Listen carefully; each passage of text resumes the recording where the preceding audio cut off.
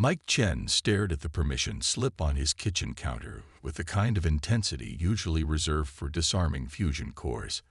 After 15 years of handling interstellar logistics for the Earth Defense Force, he thought he'd seen every possible form of bureaucratic nonsense.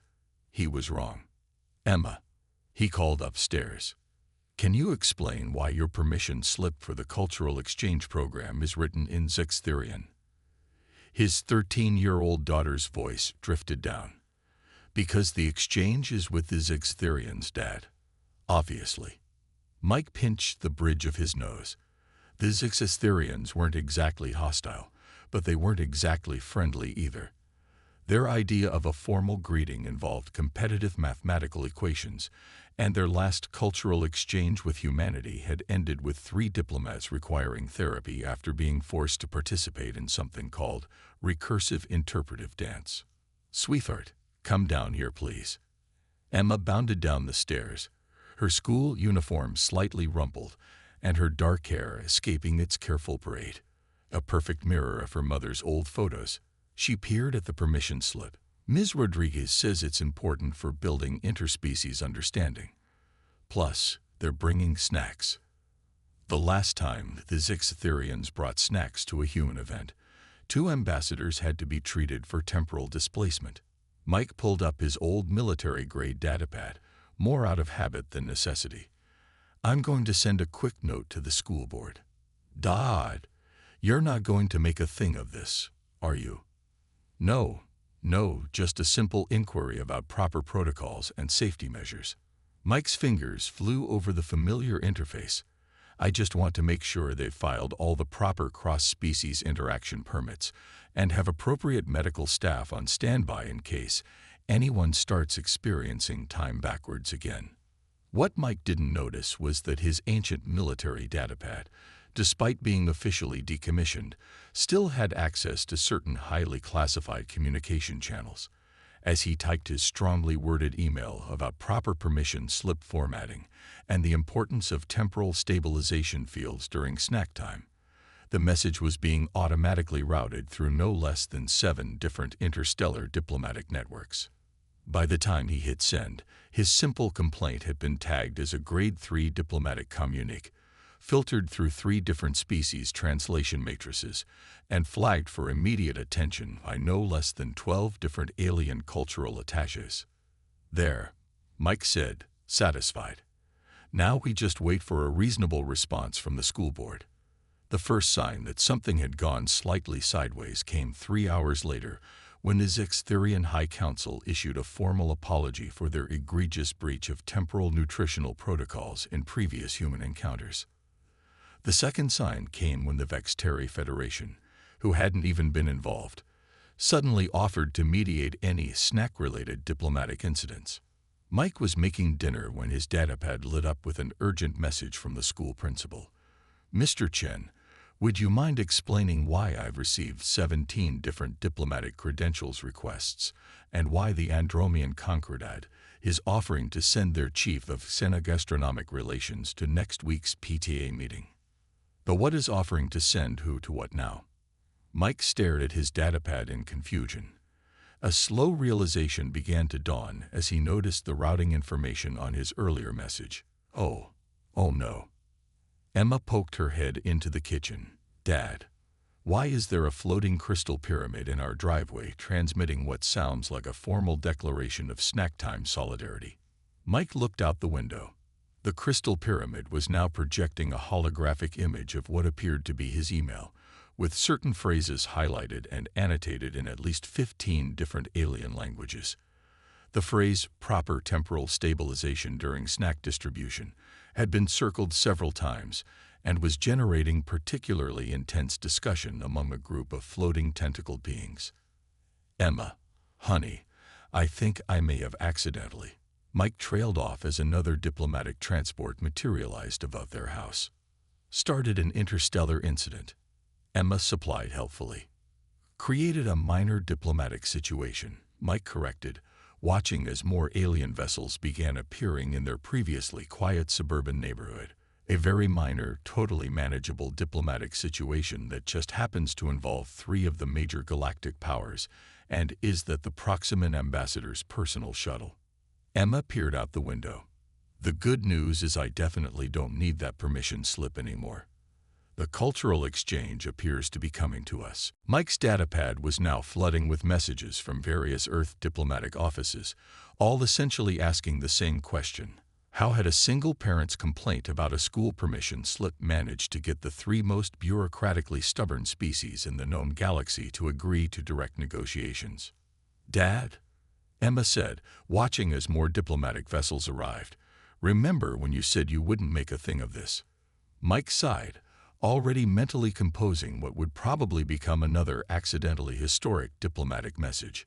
"In my defense, honey, I just wanted them to use proper Earth dating formats and include an ingredients list for the snacks." A new message flashed on his datapad. URGNT. Galactic Council requests presence of Chief Chen of the Educational Diplomatic Corps at emergency session regarding the Great Snack Time Accords. Mike stared at his half-prepared dinner, then at the growing fleet of diplomatic vessels outside, then at his daughter's amused expression. "How do you feel about takeout tonight?" "Sure," Emma grinned. "Just maybe don't file any complaints about the delivery time. We don't need another species getting involved in this." As Mike reached for his phone to order dinner, he couldn't help but notice that his daughter's permission slip was now glowing faintly and had somehow acquired several official-looking seals from at least 4 different alien species. Somewhere in the vast bureaucracy of space, he suspected a new diplomatic protocol was being named after him. And to think, all he'd wanted was an ingredients list for the snacks. The Roosevelt Middle School cafeteria had seen many things in its 50 years of operation. Food fights, first crushes, and the occasional failed science experiment. But it had never seen anything quite like this. Mike Chen sat at what used to be an ordinary lunch table, now hastily relabeled as Primary Diplomatic Negotiation Station Alpha by 3 different species worth of bureaucrats. To his left, a Zixtherian delegate was carefully analyzing a juice box with 7 different scanning devices. To his right, a Vexteri cultural attaché was taking extensive notes on the proper usage of a bendy straw. "So," Mike said, trying to maintain his composure, "about the school lunch menu." "Proceed, Chief Negotiator Chen." The Andromean representative's translation matrix hummed. Their crystalline form sparkled under the cafeteria's fluorescent lights. "Your previous communique regarding the disturbing lack of nutritional diversity in the pizza-to-vegetable ratio has been entered into the permanent records of 3 stellar nations." Mike pinched the bridge of his nose. "I just suggested adding a salad bar." "Revolutionary." The Zixtherian delegate's translator crackled with excitement. A self-serve diplomatic buffet allowing each species to customize their nutritional intake while engaging in casual social interaction. The strategic implications alone. "Dad." Emma's voice cut through the diplomatic chatter as she approached their table, followed by a small group of alien and human children. "Can you please tell Ms. Rodriguez that I shouldn't have to show my homework to the Galactic Cultural Preservation Committee?" "Your offspring speaks truth, Chief Chen," the Vexteri attaché interjected, their tentacles waving in what Mike had learned was either agitation or extreme hunger. According to Article 7 of the newly ratified Chen Doctrine of Educational Sovereignty, all homework must first be reviewed by. "There is no Chen Doctrine," Mike interrupted, though he was starting to suspect this wasn't entirely true anymore. "And Emma, honey, why is the Galactic Cultural Preservation Committee interested in your math homework?" "Because," Emma sighed with the infinite patience of a teenager explaining something obvious, "I solved yesterday's equations using human methods instead of the Zixtherian 17-dimensional calculation system." The Zixtherian delegate immediately perked up. "You achieved correct results using only 3 dimensions. This must be documented." The implications for cross-species mathematical exchange. Mike held up a hand, a gesture that had somehow become recognized across 3 star systems as the official signal for "the Chen requires silence for contemplation." The cafeteria immediately hushed. "Okay," he said slowly. "Let's establish some ground rules. First, homework remains under the jurisdiction of individual teachers. Second, the salad bar is not a diplomatic zone requiring security clearance. And third," he glanced at the Andromean representative, "the chocolate milk does not need to be carbon dated before distribution." His words were immediately being translated, and apparently enshrined in what he strongly suspected was becoming actual interstellar law.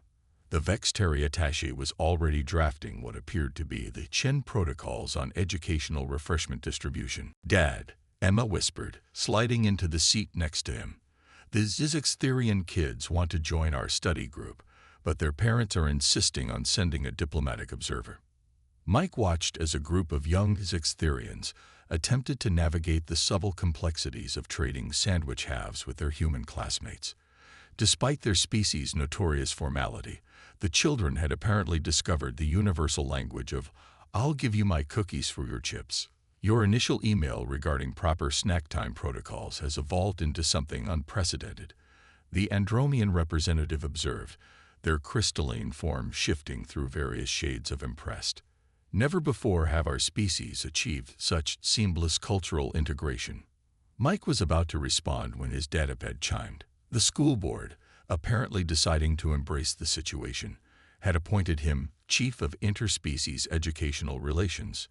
His first official task, organizing next week's PTA meeting, which now included representatives from 3 stellar nations and required security clearance from at least 2 galactic peacekeeping organizations.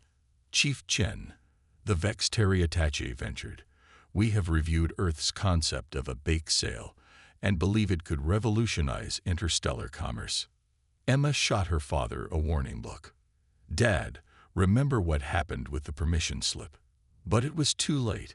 Mike was already considering the logistics of organizing a bake sale that would meet the safety protocols of 3 different species. "Well," he said, "if we're going to do this, we should at least make sure all ingredients are properly labeled in at least 4 languages." The cafeteria erupted into diplomatic activity.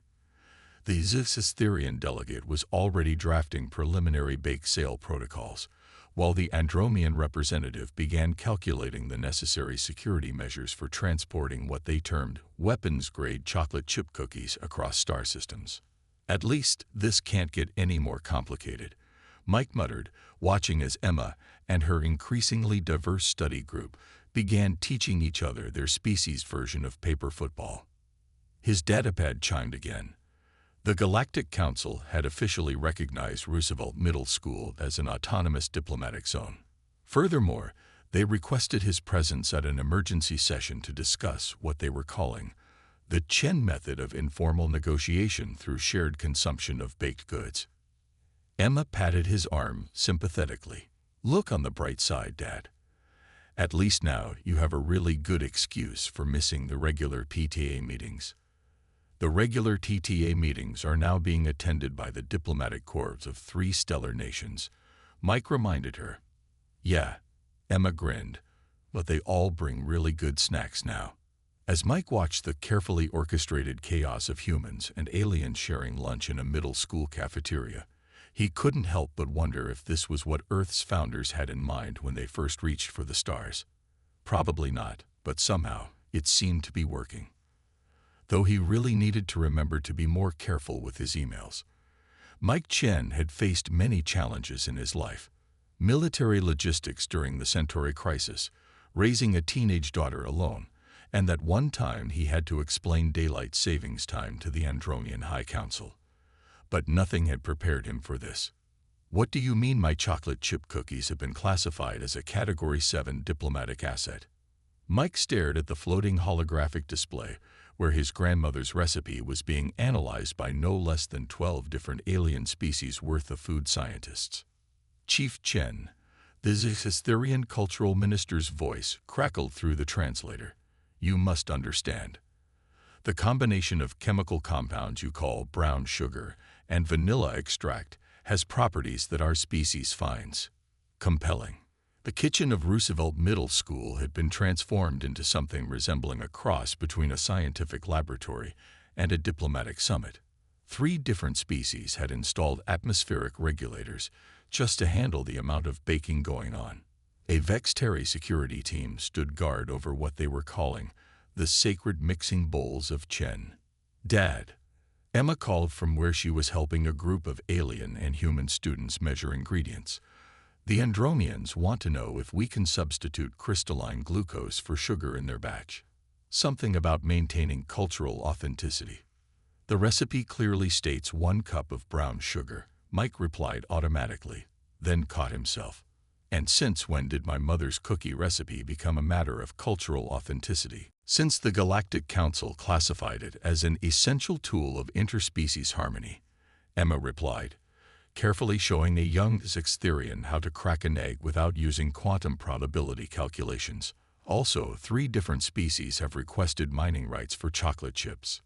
Mike watched as a team of Vexteri scientists carefully documented the precise angle at which human children licked cookie dough from spoons. Their tentacles were frantically taking notes on what they termed pre-consumption ritual behaviors. Chief Chen, the Andromian ambassador's crystalline form, shifted anxiously. "We must discuss the matter of recipe distribution rights. Our Council of Culinary Affairs has proposed a treaty." "It's a cookie recipe," Mike interrupted. "My grandmother used to make these every Sunday." The assembled alien diplomats fell into a reverent silence. "A generational transmission of cultural knowledge," the Zixtherian minister whispered in awe. "Passed down through oral tradition and practical demonstration." Mike's datapad chimed with yet another urgent message. Apparently, word of the bake sale had spread beyond Earth's immediate stellar neighbors. The Proximan Confederation was requesting observer status, and something called the Pan-Galactic Pastry Coalition had just been formed. "Dad," Emma appeared at his elbow, her school uniform dusted with flour, "I think we might have a situation with the snickerdoodles." "What kind of situation?" "The Vexteri delegation is calling them cinnamon-based diplomatic intelligence gatherers and demanding exclusive production rights." Mike looked around the kitchen. What had started as a simple school fundraiser had somehow evolved into what alien news networks were calling the Great Culinary Concordat. 3 different species were analyzing the chemical composition of vanilla extract, and someone had started a black market for his chocolate chip cookie dough. "Perhaps," the Andromian ambassador ventured, "we could establish a formal exchange program. Our youth could learn your baking techniques while sharing our own culinary traditions." "Absolutely not," Mike said firmly, remembering the last time he tried Andromian cuisine. His taste buds had taken 3 days to reset. "These recipes stay in the family." The kitchen fell silent again. Then the Zixtherian minister's translator crackled. "The Chen bloodline possesses exclusive rights to these formulations." Emma, catching on faster than her father, stepped in. "Of course. These are sacred family recipes, passed down through generations of Chens. They can only be shared through proper channels, following ancient human traditions." Mike watched in amazement as his daughter somehow managed to turn his grandmother's recipe box into what 3 species now considered a holy artifact. "And what are these proper channels?" the Vexteri representative asked carefully. "Well," Emma said thoughtfully, "traditionally, recipes are shared during cultural exchange events, like, say, school bake sales, or potluck dinners, or intergalactic baking competition." The Zixtherian minister's translator nearly shorted out with excitement. Mike's datapad erupted with notifications as the idea spread across diplomatic channels. Within minutes, 3 stellar nations had committed resources to what was being called the first annual Galactic Youth Culinary Exchange and Peace Summit. "Emma," Mike whispered as they watched the kitchen descend into excited chaos. "What have you done?" His daughter grinned, looking remarkably like her mother when she just pulled off something clever. "Solved the recipe-sharing crisis. Got us out of having to share Grandma's actual secret recipes, and probably secured peace between 3 species. Also," she added, "I think I just got an A+ in my xenodiplomacy class." Mike watched as human and alien children continued baking together, sharing techniques and traditions without a care for interstellar politics. Somehow, his grandmother's chocolate chip cookies had accomplished what years of formal diplomacy couldn't. Chief Chen, the Andromean ambassador, approached cautiously about the matter of proper sprinkle distribution protocols. Mike sighed and reached for his datapad. He had a feeling this was going to be another one of those emails that accidentally changed galactic history. At least this time, he knew what he was getting into. Mostly. The Galactic Council chamber was arguably the most important room in known space. Its crystalline walls had witnessed peace treaties, war declarations, and the occasional fistfight between planetary representatives. Today, it was witnessing something entirely new. A parent-teacher conference. Mike Chen sat at what he'd been told was the high seat of interstellar deliberation, but which looked suspiciously like a reupholstered office chair from Roosevelt Middle School's teacher's lounge. Before him, representatives from 17 different species waited expectantly for what they believed would be a groundbreaking presentation on human educational philosophy.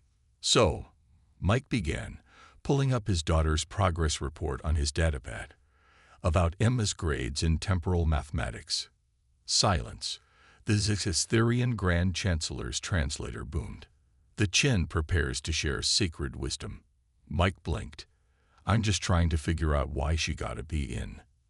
The CHENQUESTIONS, the arbitrary nature of PERFORMA and CMETRCS. The Andromean delegation's crystals pulsed with excitement. Truly revolutionary. Ms. Rodriguez, Emma's thoroughly bemused homeroom teacher, appeared on the chamber's main view screen. She'd been deemed too important to travel, given her new status as primary interpreter of the Chen educational doctrine. Mr. Chen, she began, then caught herself. I mean, most enlightened chief of educational relations, Emma's performance has been unique. Unique how? Mike asked, trying to ignore the fact that 3 different species were transcribing his every word into what he strongly suspected was becoming religious text. Well, Ms. Rodriguez consulted her notes. She's been teaching Zixitherian students to use Earth-style emoji in their quantum communications, showing Andromean pupils how to play hopscotch in zero gravity, and has somehow convinced the Vexteri exchange students that dabbing is a formal Earth greeting. Mike pinched the bridge of his nose, a gesture that was immediately mimicked by several alien diplomats who had started incorporating chin gestures into their formal protocols. The OFF's Bering of CHEN spread is cultural enlightenment, someone shouted from the back of the chamber. She's teaching alien kids to dab, Mike muttered. This isn't exactly what I had in mind when I asked for more cultural exchange programs. The chamber erupted in furious note-taking. The phrase, "This isn't exactly what I had in mind," was apparently being added to the growing collection of Chen wisdom. His datapad chimed. Emma had sent him a message. Dad, you might want to know that the Intergalactic Education Committee is voting on making your parent-teacher conference techniques mandatory across 3 sectors. My what? Mike looked up to find the entire chamber staring at him in reverent anticipation. Chief Chen, the Vexteri Education Minister's tentacles wiggled formally. Would you share with us your philosophy on homework deadlines? Mike, who had spent the previous week arguing with Emma about late assignments, answered without thinking. Well, deadlines are important, but sometimes you need to understand why the work is late before making judgments. Profound. The chamber's translation matrix nearly overloaded from the collective exclamation. The Chen teaches flexibility within structure, balance within chaos. I just meant that Emma had a valid excuse because she was helping the Zixitherian kids with their Earth history project, Mike protested. The CHENPROMOTEs, PERTUTORING, A Ross species Vogendaris. Mike's datapad was now flooding with messages from Earth's diplomatic corps, all essentially asking the same question. How had a routine parent-teacher conference turned into the most significant advancement in interstellar education policy in 50 years? Ms. Rodriguez cleared her throat. Perhaps we should discuss Emma's science project. Ah, yes. Mike pulled up the relevant file about the experiment with combining earth-baking techniques with Andromean crystalline growth patterns. The chamber fell silent. Emma's science project, which had started as a simple investigation into why alien species reacted so strongly to chocolate chip cookies, had apparently evolved into something more significant. Chief Chen, the Andromean science director's voice, was reverent. Your offspring's research has revolutionary implications for cross-species molecular gastronomy. She's 13, Mike pointed out. She just wanted to figure out why the Zixtherians get giggly when they eat snickerdoodles. Behold the CHEN, someone shouted. Complex universal truths revealed through simple observation. Mike's datapad chimed again. The Galactic Education Board had just unanimously voted to implement what they were calling the Chen-Rodriguez Protocol for Interspecies Academic Assessment. Apparently, his impromptu comments about homework deadlines had just revolutionized grading systems across 17 species. Dad. Emma's message scrolled across his screen. The Vexteri delegation is asking if you'll share your thoughts on proper recess protocols. Also, 3 species want to know if dabbing should be included in their formal diplomatic training. Mike looked around the chamber, where representatives from across the galaxy waited eagerly for his next words of wisdom. Somehow, his attempts to be a decent parent had been interpreted as profound philosophical insights. Perhaps, he said carefully, we should take a snack break. The chamber erupted in applause. Somewhere, he was sure, another diplomatic protocol was being named after him. At least, he thought, as cookies were being distributed according to the now formal Chen snack distribution protocols. Emma's parent-teacher conference had gone better than expected, even if it had accidentally revolutionized education across 3 sectors of space. He just hoped the next conference would be back on Earth. The Galactic Council's chairs were nowhere near as comfortable as the ones in Ms. Rodriguez's classroom. The National Space Museum had seen many historic moments in its century of operation. Today, it was witnessing perhaps its strangest. The first ever Interstellar Parent-Teacher Association field trip and peace summit. Mike Chen stood in the museum's main hall, surrounded by a chaos that only a mix of human and alien middle schoolers could create. He checked his datapad, which now somehow held the highest security clearance in 3 star systems. Dad. Emma appeared beside him. Trailed by her increasingly diverse friend group, the Zixtherian kids want to know if they can buy something from the gift shop. Their parents need to know if it counts as a formal cultural artifact acquisition. It's a gift shop snow globe, Mike sighed. With glitter. Acquisition of symbolic terrestrial precipitation simulation devices.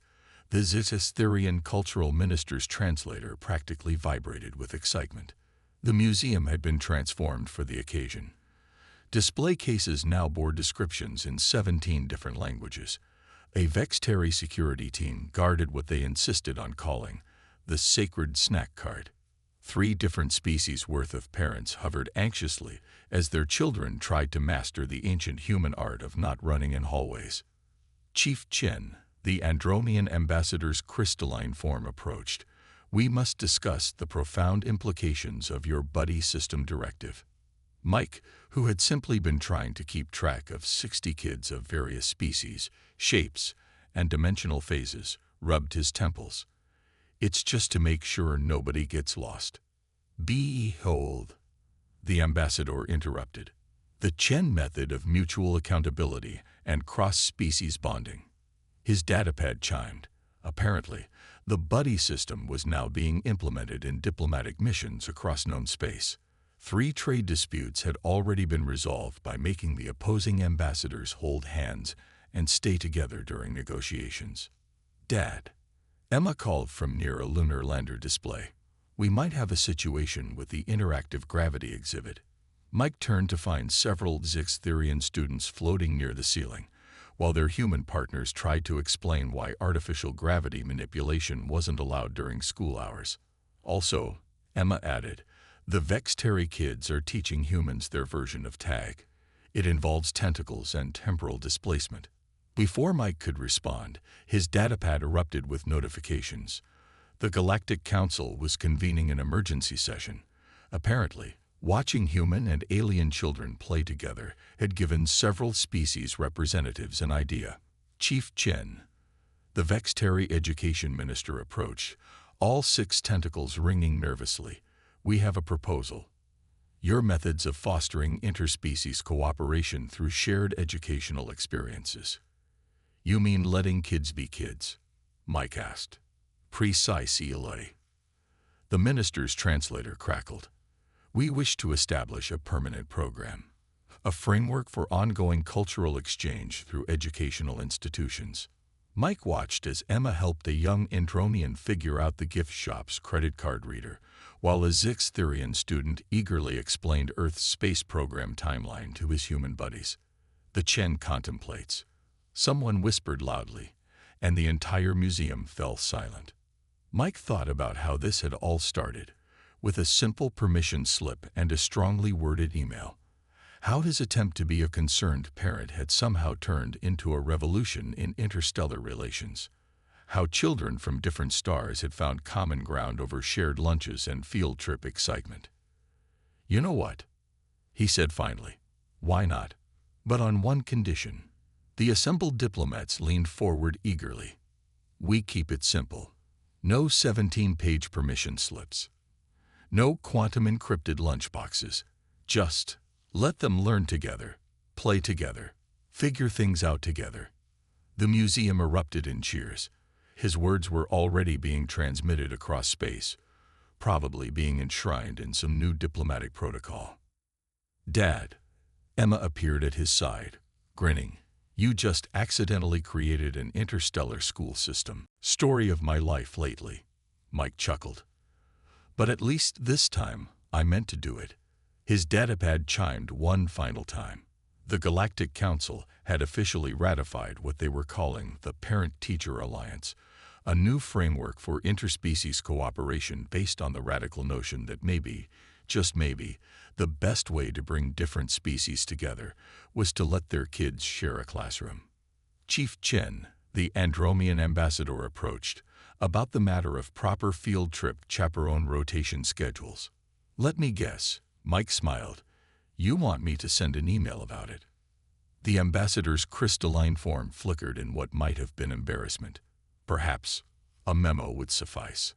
Around them, human and alien children continued their exploration of Earth's space history, completely unconcerned with the diplomatic revolution they were part of.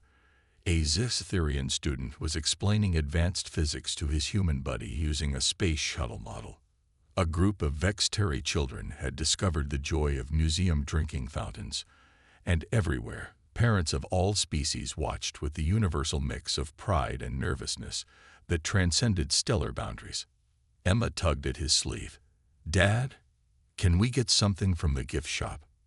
Mike looked at his daughter, his accidentally diplomatic, universe-changing daughter, and smiled. "Sure. Just nothing that violates temporal physics this time." "That was one time," Emma protested.